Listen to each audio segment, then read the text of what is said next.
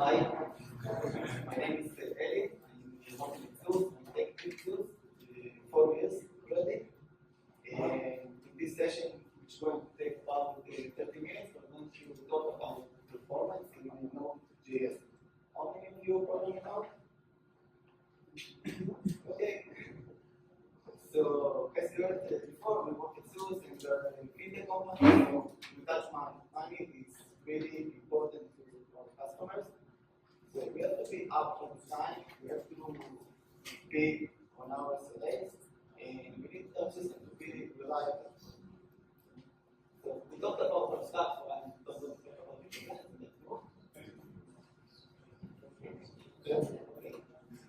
Okay, so what we're going to do? We're going to do some live demos on performance in Node.js.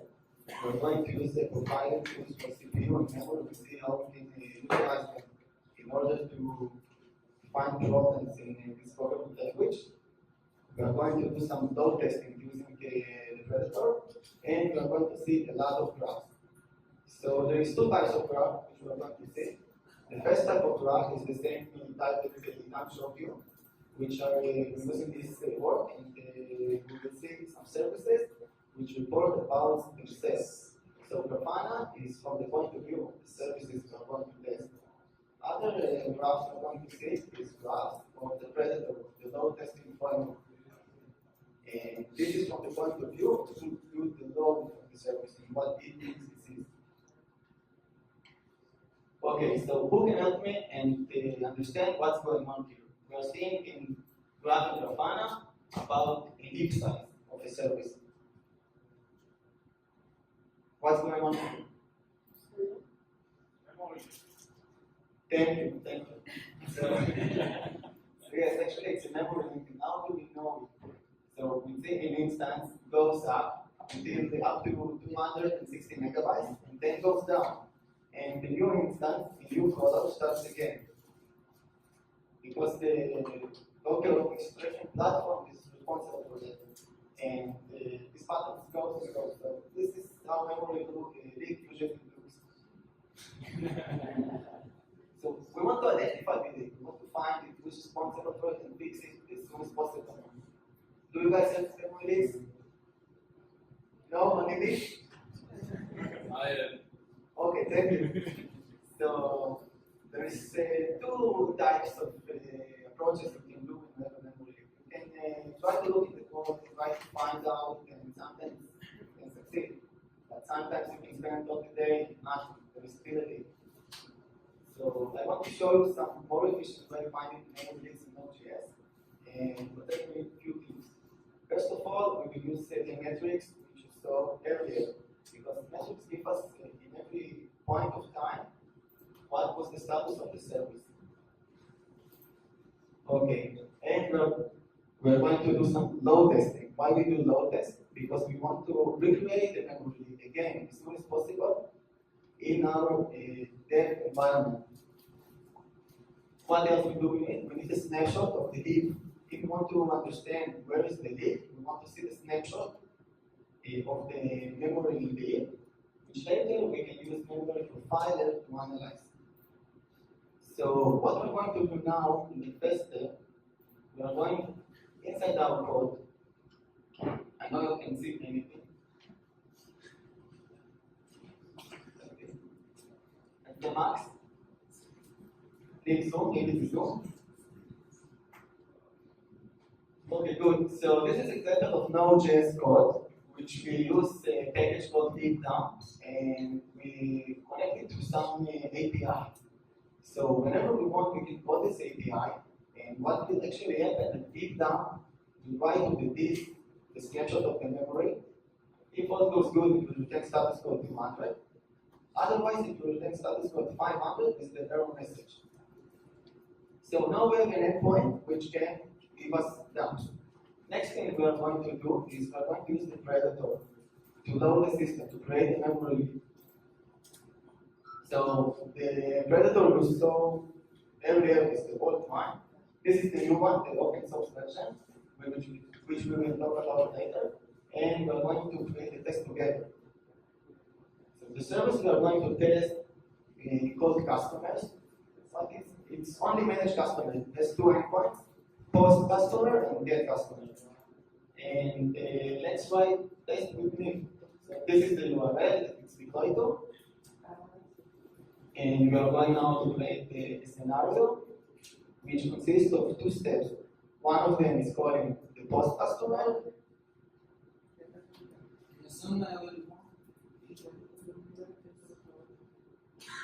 Okay, we want slash customers, and customers is very simple endpoint, so only with first name and last name.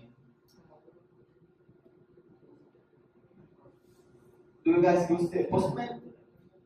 Yes. So it's almost like Postman.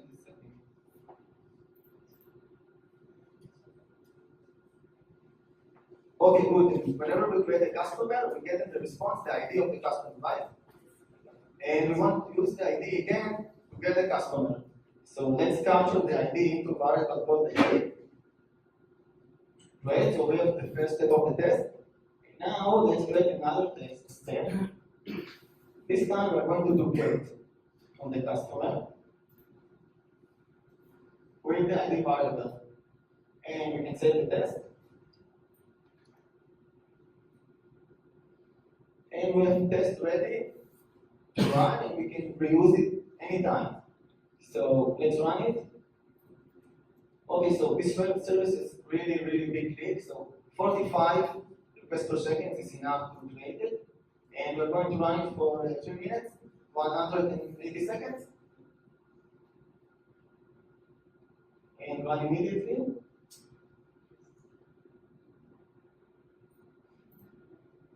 Okay. Okay, so now we have test running for a service that produces memory lead. Now let's get back to the. So, like in any good cooking show, like MasterChef Colombia, we ran the test before the presentation so we can save time. And now let's go to Grafana and see what happens to the service which is thinking. So what you can see in the upper right corner is the heap size of the service. You can see it goes up, goes up, goes up. And then in this part, you can see that there is no more metrics. Why there is no more metrics? It crashed, exactly. So what we are going to do now, we are going to use the API we did for the heap. So let's open Postman. And we will put the endpoint which we created. So, Sorry. it's really good resolution. Do good. Okay, and we have a snapshot and it's set to a file. Good, so what is the next step? Let's analyze it, that's fine. Good, yeah. So we're going to use warm lectures because Node.js runs with create engine same as warm. And let's open it. So it's F12, memory, and load.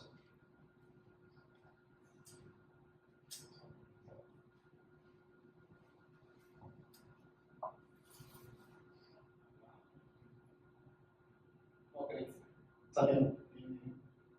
Right. Yeah. Okay, good.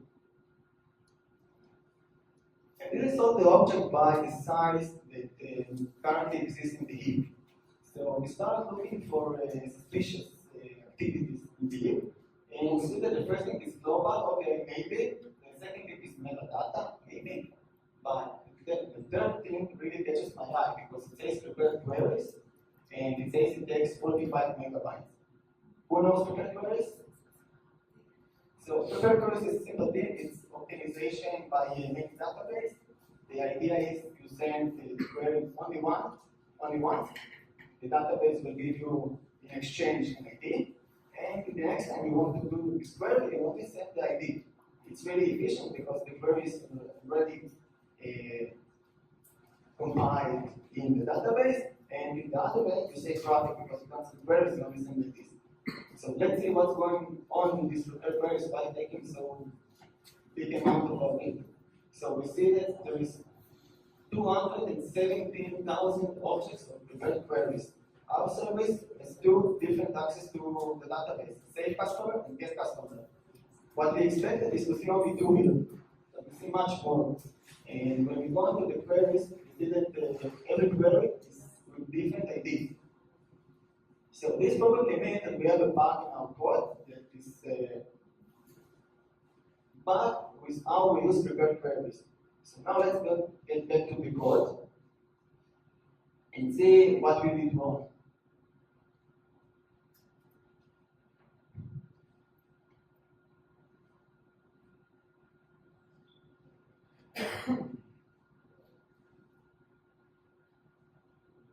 Okay, so this is the code that saves the customers and get customers from the Cassandra. And yeah. Okay, anyone can see the bug?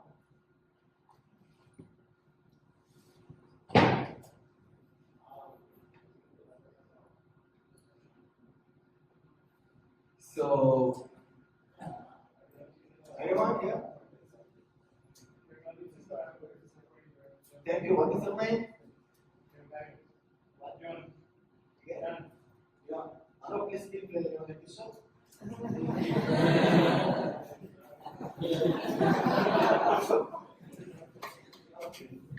Okay, so you are correct. What we are doing here is really wrong because every time we send a query to Cassandra, we actually compile it with all the parameters instead of using template.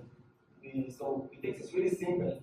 What we are going to do, we are going to change everything to template with a question mark, and this means the query will be the same every time. But what about the parameters? The first name, the last name, every time is different. So the parameters are moved in the parameters array, which is not part of the compiled query. So this is simple. This fixes this memory leak, and it's just an example of how simple it can be to find memory leaks in Node. Okay, let's continue.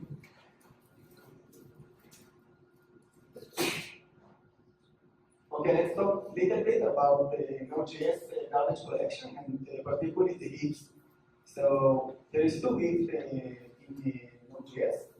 One of them is the work heap, and one of them is the new heap. It's really like in any other language. The new heap is object that's just created, and it's really small. And probably objects won't stay there more than a few rounds of garbage collection.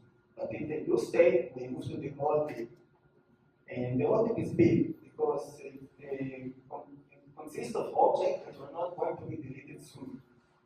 So the default value for the whole heap size in Node.js is 1.5 gigabytes. So let's take this example and talk about it. So we have a glue service. The user's memory goes up above, I think it jumps about 500 megabytes, and then it crashes. Why it crashed? Because the orange line is the limit of the service of the Docker we gave. And it cannot take any more memory, so Docker crashes. But why the garbage collection didn't work?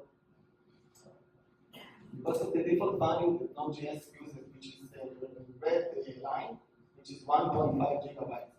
So it's super important to configure this parameter. And this parameter called max space size. And my recommendation to you is configure it to 3/4 of the total memory with your service. Okay, this can fix many issues when using Node.js.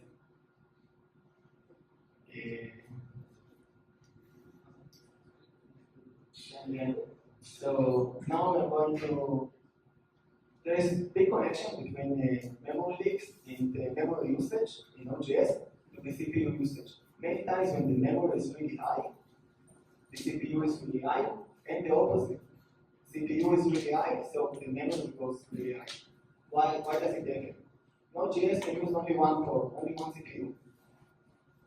And every CPU goes really up and it uses blocking codes or stuff that's not supposed to be written in Node.js.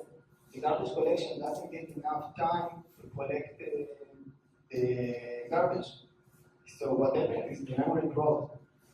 And the other end, when the memory is really going high, then the service goes into survival mode and it almost every time tries to collect the garbage.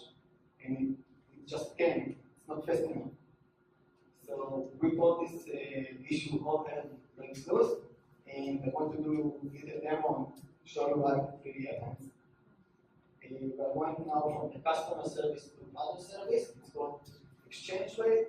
It's really simple service which is responsible for the exchange rates of currencies. For example, how many pesos can you buy with $1? That's it. That's what it does. So let's create a test, another test in Predator. The test is already created. Let's just run it. So now we're going to start with a write-up rate of 420 requests per second, and we're going to run it for 20 minutes. Okay, and we're going to use a nice feature called rem2. Rem2 means that it starts with arrival rate 420, while we want it to finish with arrival rate of 417, which means it will, in every point of time, grow the load linearly. And let's run it again.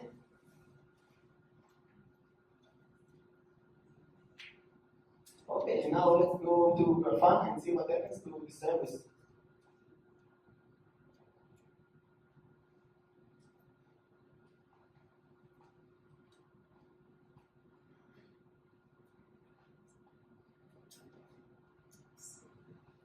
Okay, so let's start from throughput. Throughput is RPS, is how many requests the service gets in any second. So we can see that the Predator is doing okay. It started with 420 and it goes up linearly until it finishes at 460 seconds. Okay, so sounds good. Now let's go up and look at the CPU usage. So the CPU usage is really high from the beginning. It's about 90%. But it goes up linearly with the throughput. Until something happens, until it passes to 100%, and then we go to the heap size and we see what happens here. So it was okay. When it was 95, 96, the memory was okay, the memory was at 70 megabytes. But once it's more than 100%, the service in a few minutes, 30 seconds, jumps from 70 mega to 1.2 giga and crashes. So what does it happen? I don't know, but the latency, the computer latency also jumps, and it's not linear like the CPU or the throughput. The request latency is exponential. But the CPU working really hard in Node, the request latency becoming really bad. So right now we look at the snapshot of the memory to understand what's going on. Because it was okay when the CPU was 90, but it's really not good. So we already took the memory, another memory snapshot, and we started to look on it, and okay, global is set, but the second line says object, and it says that 83,000 objects, which takes more than 700 megabytes. For a simple service, all it needs to do is exchange data to currency. So let's open the object and see what object it consists from.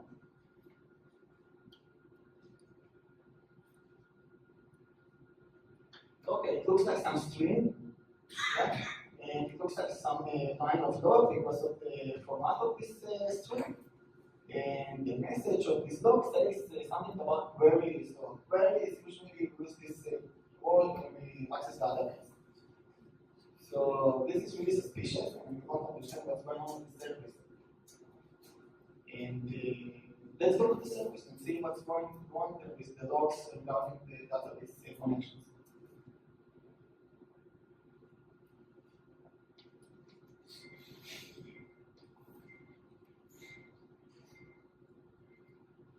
Okay, nice. So this is another Cassandra connector which connected to the database. All it does now is get off currencies, won't get off exchange rates. But it's bugging because the query result, we saw it too many times in the input, which doesn't make sense. Anyone has an idea what's wrong with this logger info line?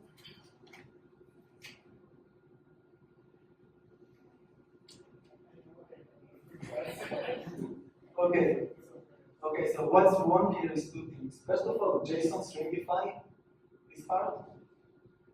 is really bad part in Node.js because this part is blocking. It's not async, it's blocking. It's operations that take JSON and convert it into string. And when the input of this function is really big, like result from the database which contains a lot of redundant data, it can take it a lot of time to do it. So this is the first part which is wrong. The second part which is wrong is it's connected is the logger info. We're writing a lot of logs. And these logs need to be saved into the memory before they are getting written into the std out. So what's happening is that JSON stringify takes all the resources of the CPU. It's getting the CPU, and it doesn't allow the logger info to finish its work and write this file to the std out. So how can we fix it? How we want this log? How can we fix it and make the service work?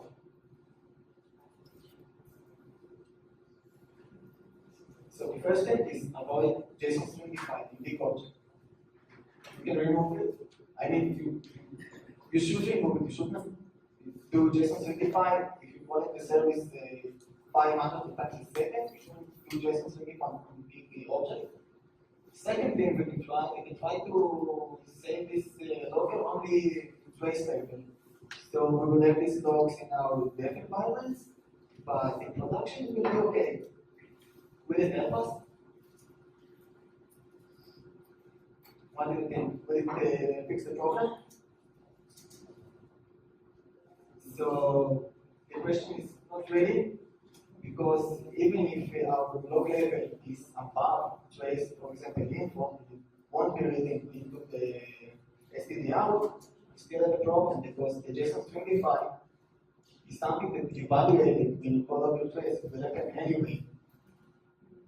So what you can do, you can check before calling logger trace or logger info that your log level is above the log level you're going to use.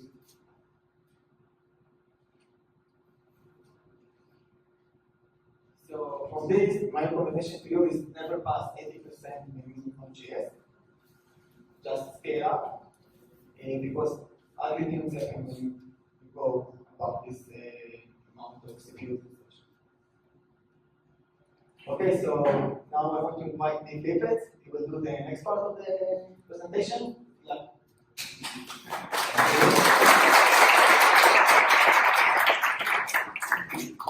I'm Nick. I've been working at Zeus the past 2 years.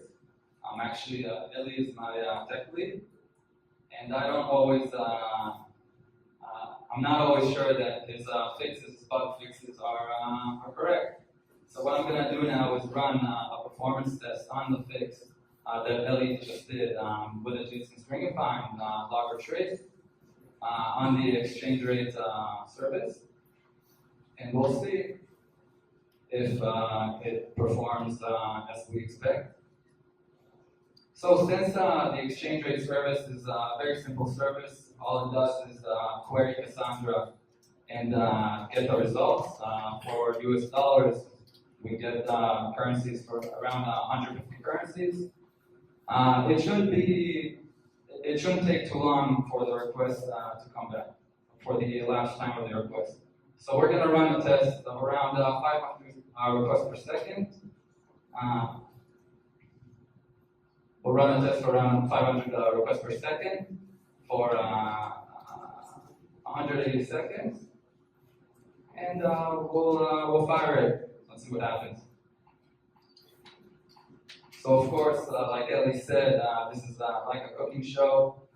The result is already here. We ran the test because we wanted to run for 10 minutes, and we don't want you guys to look at me standing here for 10 minutes. That'd be a shame. So we're going to look now at the graph.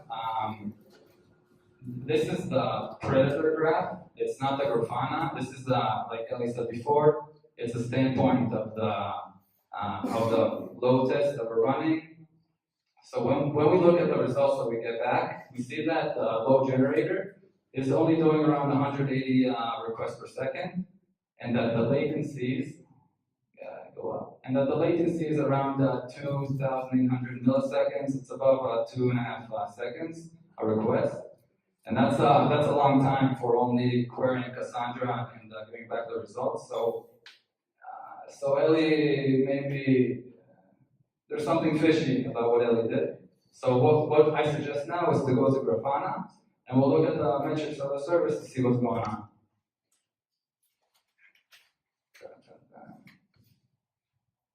Okay, so maybe what Ellie did was correct. We see that the heap size is staying steady at around 80 megabytes throughout the test. So we see that the memory leak was resolved. Good job, Ellie.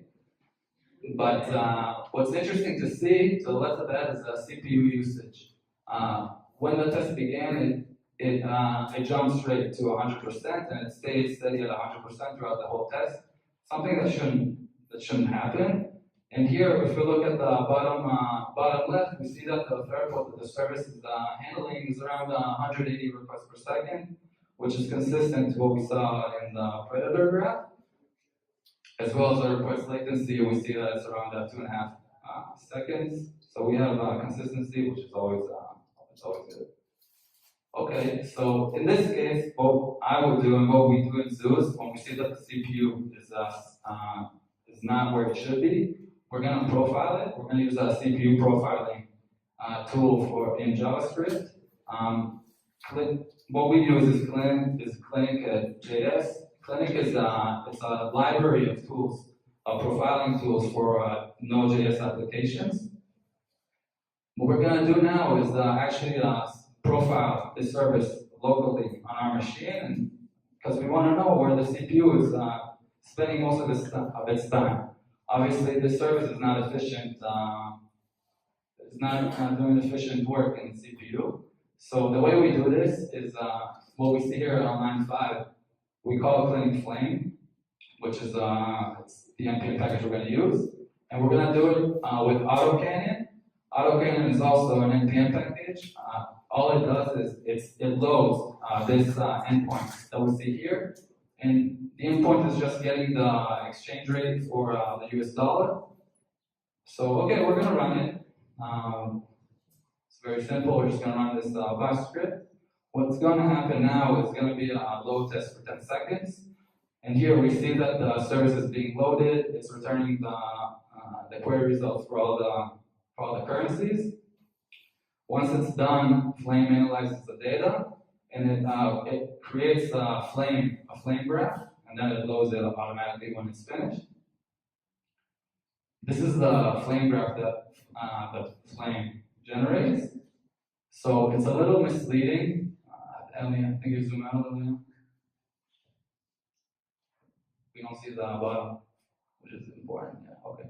So it's a little misleading, the flame graph. The brighter colors are actually the hotter ones, whereas the darker colors, the dark red, are the less hot ones. And what's interesting to us when we're looking for the bad CPU usage is the hotter colors. Hotter means hotter code, and hotter code means the CPU is spending most of its time over there. So when we look at the hottest frame, we see that the line on the left, the dotted line, is pointing to some function in a dependency that we use in our service called moment. Moment is an npm package that we use. It lets us, and it's also, first of all, it's very popular among Node.js developers. It helps developers create and manipulate time objects. So in the exchange rate service, we decided to use it. And we see that in this flame graph that there's a lot of CPU usage under a function in our exchange rate model. So let's go to that function and see what's going on there. So we obviously extracted this function out. And this is a function, it's very simple.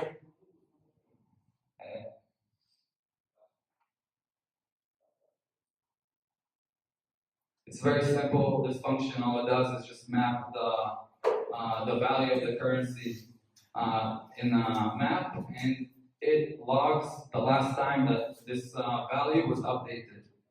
Since we give this information to our customers, it's important for them to know when the last time we updated this value, which is why we do this. And the way we do this here in this code is we use a moment from now function, which gives us which shows us the time that it was last updated. So this function apparently is not very efficient. And after reading a little bit in the internet, looking at a little technology blog post, we realized that moment is very famous for being very inefficient. So the way we decided to solve this is we implemented this in native JavaScript. This is how it looks. It might look a little more complicated, it's a little longer, but thanks to tests, we write good tests for the service. We know and we can stay certain that this function is behaving the same. So what we're going to do now to see if it has any better performance footprint, we're again run Predator performance test on this implemented code, and we'll compare the results. So we're going to run again a 500 requests per second test for 180 seconds, and obviously we ran this test before, so we'll go to the results. Again, we're going to see the results first in Predator. We want to see how the test behaves. If it behaved well, we don't need to go see the metrics because we saw it was good. If not, we'll go look. So here we see that with the native JavaScript service did 500 requests per second, just as we wanted. And if we look at the latency to make sure that it's performing well, we see that the median latency for most of the tests is around 50 milliseconds, and that's around 50 times better than the 2.5 seconds that was before. So my conclusion is stay native. And if you have to use a dependency, maybe read a little about it, see if it's recommended, if it's not, and just know what you put in your code. I think that's important. Okay, go on. Okay, so what we saw in this presentation, we saw 3 different examples for how we found performance issues in our services, and how we attacked them, and how we solved them. We haven't talked about how we maintain the performance that we worked so hard to get. At Zeus, we use agile methodology, and we have tens of deployments a day to production. We want to make sure that every deployment, it doesn't include any performance bug, that we didn't accidentally put one in with a JSON stringify into our log or anything of that sort, or use moment, use an inefficient function of moment. We saw how easy it was, and if we didn't do this performance test, we could just take down our entire system. So in order to maintain this performance of our system, at Zeus we use 2 different approaches. The first approach, we use microservice architecture. We have more than 150 microservices. All of our critical microservices in our system, we isolate these microservices and we run performance tests in their CI/CD pipeline. That this step runs before any deployment to production. As we can see here, we created this step in the CI/CD pipeline with the Predator API, and this test here, for example, ran for 2 minutes, and it reports every 30 seconds the results to the runner. And this step succeeds if and only if the requirements for the service's SLA are met, meaning that no deployment to production will happen for the services that have this step in their pipeline, as long as the SLA is met. The second approach that we do at Zeus is test our entire system as a black box. Every night we run 12 hours of performance tests, using Predator, of course.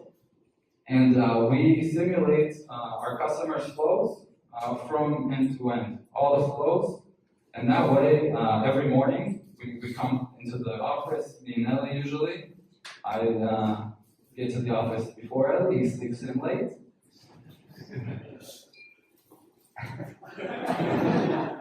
And we always we look at the results. We get in the morning, we get Predator create a detailed report for us, and we always compare these results to the day before, the week before, the month before, and we make sure we didn't have any regression in our performance overall, in the overall system's performance. If we do, it's very easy to track down the bug, the issue. Since we do this every day, we just go back to the deployments the day before. We see what was the problem, we fix it, revert it, whatever, but that's the way we do it. So lastly, I want to take a few minutes to talk about Predator. I'm not sure, I don't think it came to Colombia yet, so I think it should be good to explain a little bit. At Zeus, we really, performance is very important to us. As we said, we deal with money, a lot of money.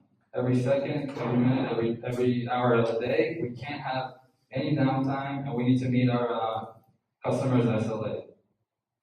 So we decided that performance is a huge issue, and we'll develop a framework for us, built for us, in order to make sure that our system, Payments OS, is meeting all the performance requirements that we need.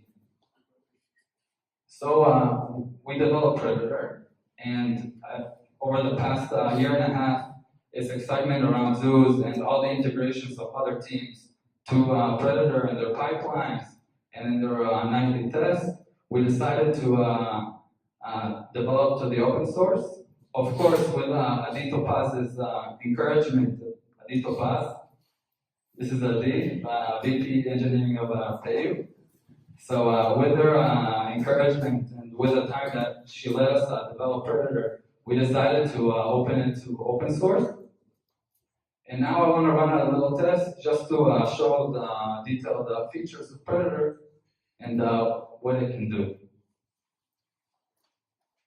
So what we're going to do now is test a service in Payments OS. And what we're gonna do around 5,000 requests per second. 5,000 requests per second for an hour, 3,600 seconds. And since what's important to know is that since we developed this framework in Node.js, and the way it works is every test that it runs, it deploys a load generator, also written in Node.js. Each of these load generators can generate around 1,000 requests per second. So in order to achieve this 5,000 requests per second for one test, we need to deploy 5 load generators simultaneously to run this test. So under this parallelism, we'll write 5. And okay. And since this service of ours is very important, we want to run a nightly test every night at 10 for an hour to make sure that it runs with no human intervention and we don't have to worry about it. Also, Ellie wants an email every night to get the full detailed report to make sure that the results are well. So we're going to put his email down. And he's going to spam my email. Great. And since we have integration with Slack, we can also write a webhook URL to get to our Slack channel through while the test runs, after the test is finished. So we're gonna, why did you submit that? I'm gonna have to put this under block. So now, okay, so Predator, the way it's deployed at Zeus currently is in Kubernetes. So I just want to show you real quick what is happening in the background in Kubernetes. Does anybody here use Kubernetes as a Docker organization? Something. Okay, so since we ran a test, what is going on is Predator is actually creating a job in our Kubernetes platform. And since this test is running 5 different load generators simultaneously, this job created 5 pods that are doing 1,000 requests per second each to the service that we configured, and are sending their statistics to the Predator, which aggregates these statistics into one report. So let's show this report. This is actually the report we're doing live. This isn't the cooking show example. So what we see here is the 5,000 requests per second during the test, and it's running, and the request latency, the median is 0.6 milliseconds. So we can make sure this service doesn't have moment implemented in it, which is good. And lastly, it's very easy to install Predator to Kubernetes, so you can install it. We have a Helm chart. We created a Helm chart. It can be installed with just three words: Helm install Predator. Very easy, very simple. Thank you. And then since we as Zoos are still using DCOS as our Docker or orchestration platform, Predator also has a full integration with DCOS. We added, this is DCOS, this is what it looks like. And we added, if anybody knows, the Mesosphere universe, we added a package to it. It's very easy to install, just one click, and perfect, it installs. It's hard to install. But we use it. Last integration that Predator has, and in my opinion, it's the most important one, is the Docker engine.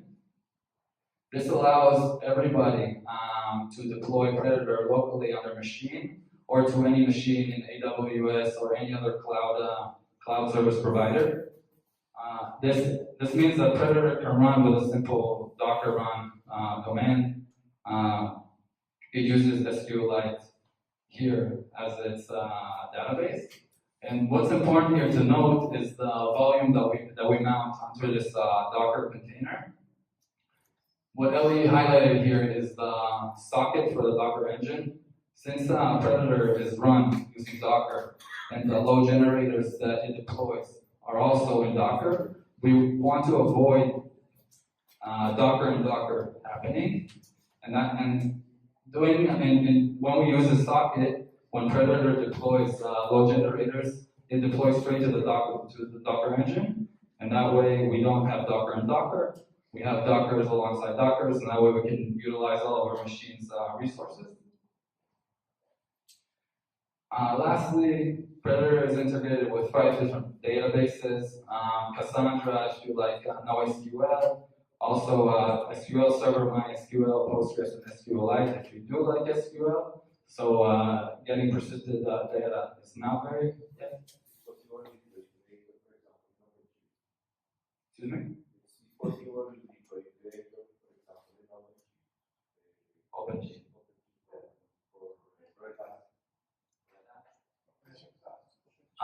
Does it have Docker? Yes. If it has Docker installed on the machine and has access to the what?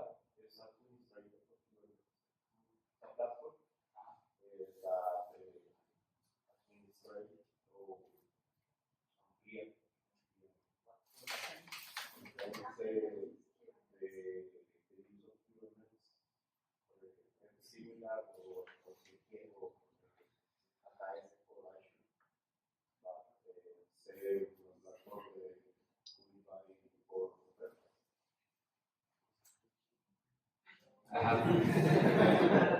I'll talk to them.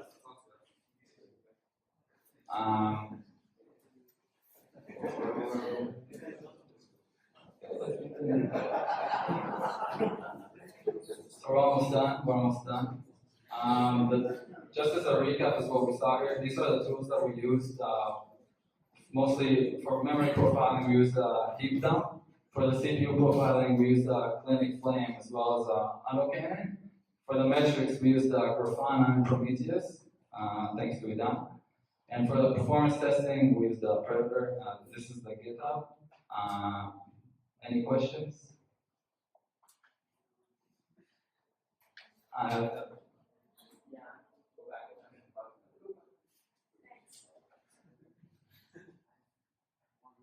Yes.